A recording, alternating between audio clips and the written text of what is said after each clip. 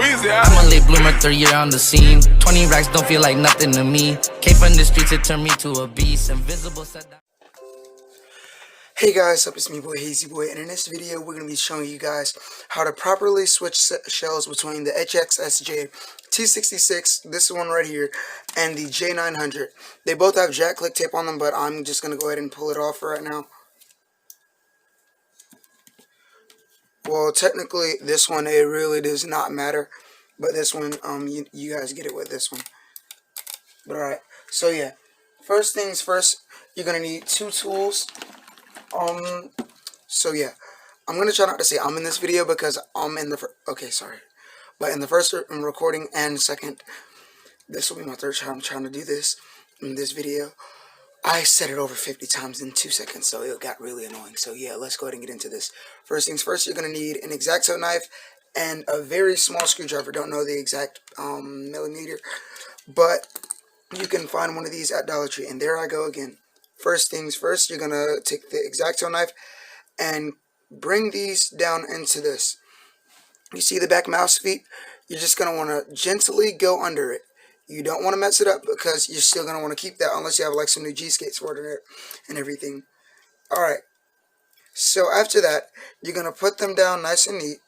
I didn't put them down neat probably, but who cares. But alright, this is where you're going to take your screwdriver and get to screwing it in left. Well, screwing it out where it's left, obviously.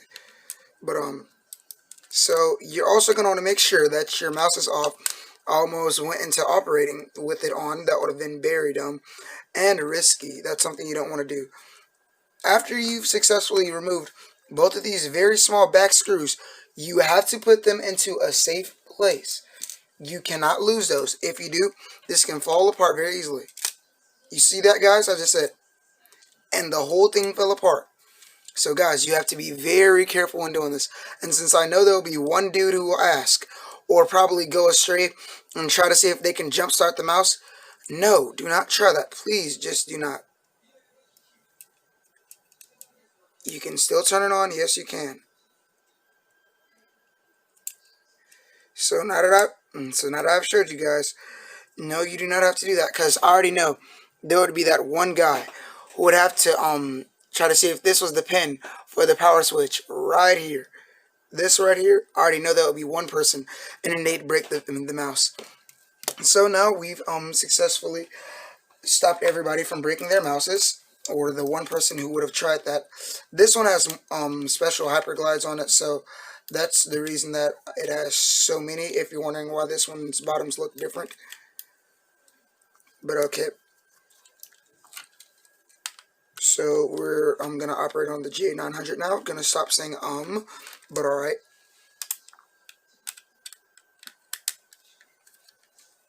Okay, almost done. Here we are, and the J900 screws are out and dismantled right about now.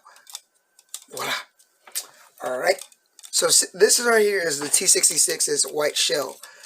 Now, in both of these, you guys can see, obviously, there is a line right here. You see this? Just push on it. Don't be afraid to apply pressure. You have to apply pressure to it.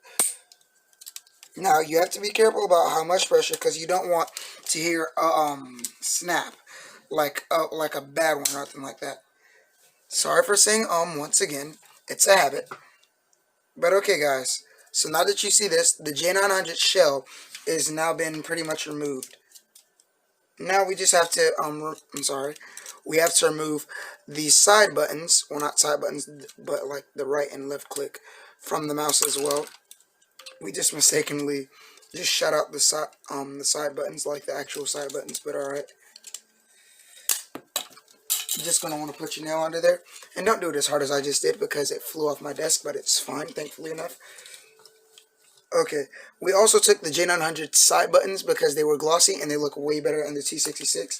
Like, they just make it look a lot nicer.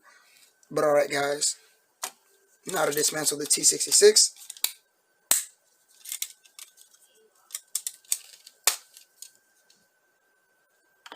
Alrighty.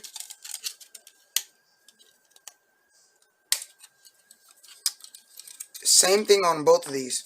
Now there's one thing, you can't make one exactly one color because you see, like with both of these, this one has an ascendant cable port. You see this right here? It's circular, so you can't put that on the T66 like the black bottom to make it completely black. See guys, it won't work. I'm very sorry. It's not my fault, but alright. And in this one, it has a micro USB port. I really wish this was a Type C using type type charger, but that's cool. Okay, so you see guys, if you're wondering how to actually take out the side buttons, the J900 side buttons are still in here. So you see, there's some holsters right here for, I don't think holsters is the right word, but let's go to holsters. Alright, I'm gonna pull them out. So now I'm gonna fit this together. Oh shoot. Wow. Try not to do what I just did. Okay. Now you're going to want to fit this together. Bend on this just a little bit. Well, don't bend it. Don't bend it. Just put this one back here. And then press back on the other one. And then press it down just like how you guys saw me do. And now the side buttons are back there. Now don't bend them unless you're trying to like reconfigure them for your fingers. But I would still be very careful with that because you can very much so break these. So alright, we're going to put the all black mouse back together just for a little bit for right now. We're going to go and recustomize it again in a minute. But first, we're just going to show you guys the like basic things and everything.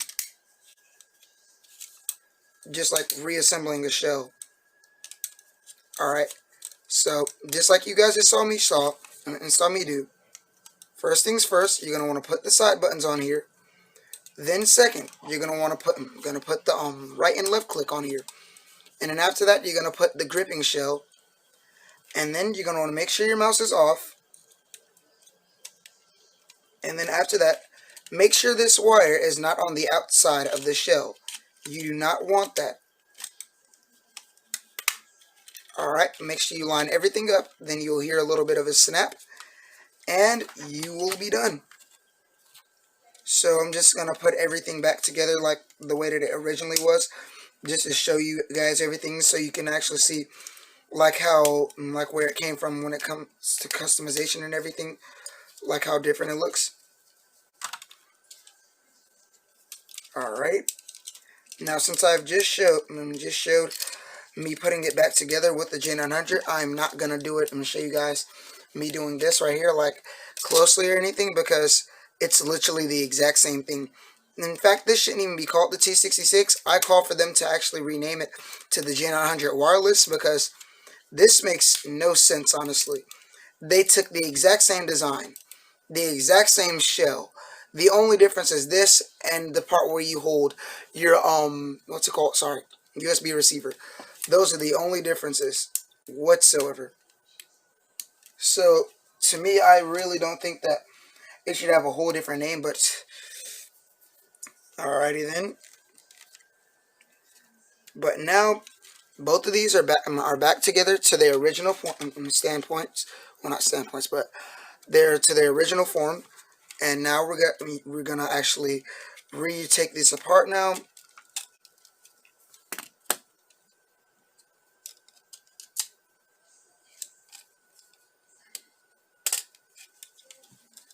Alright.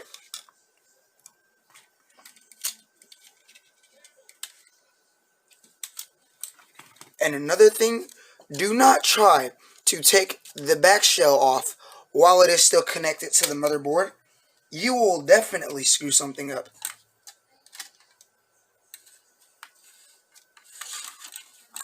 So, alright. My favorite look for it is definitely the full combo. Like, not like half and halves. It looks nice and everything with halves on. And you can customize it whatever way you want.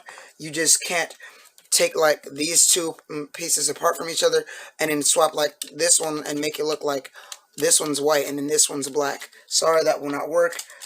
But on the bright side, you can do a really cool look, just like the one that I had. Well, this is exactly like the one that I had at the beginning of the video. Just like this.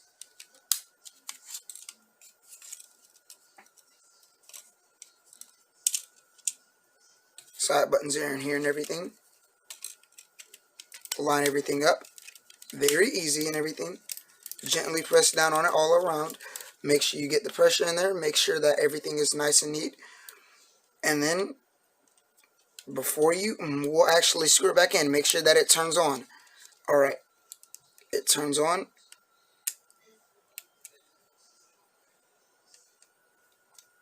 Okay guys, then you're going to get your screwdriver and just go to the right.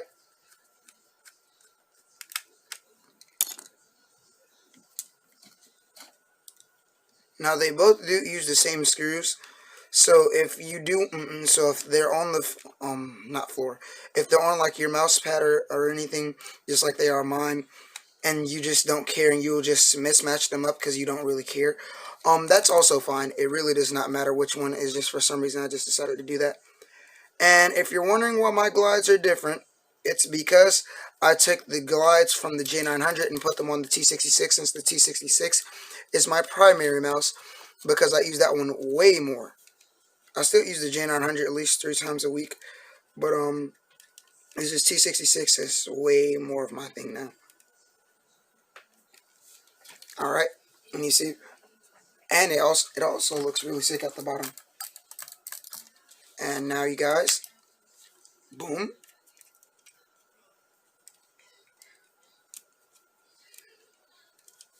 Alright, so yeah, that's completely back together.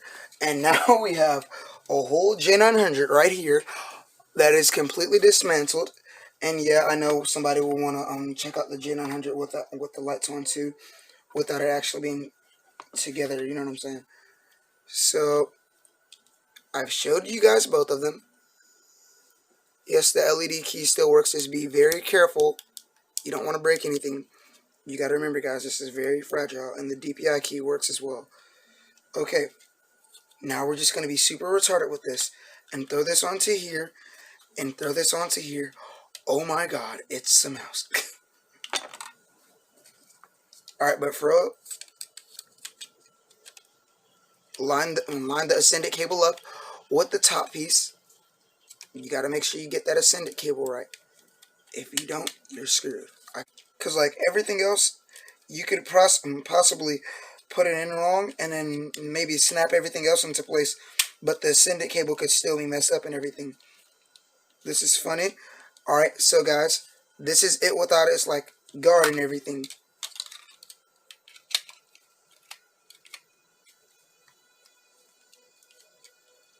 Alright.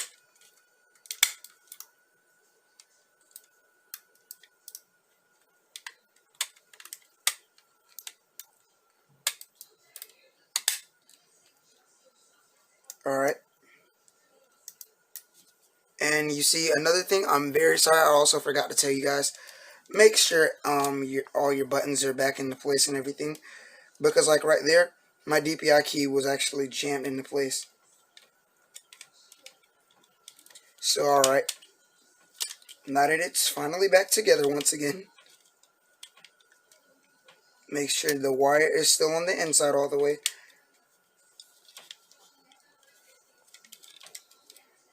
Okay. Just gonna edit that out.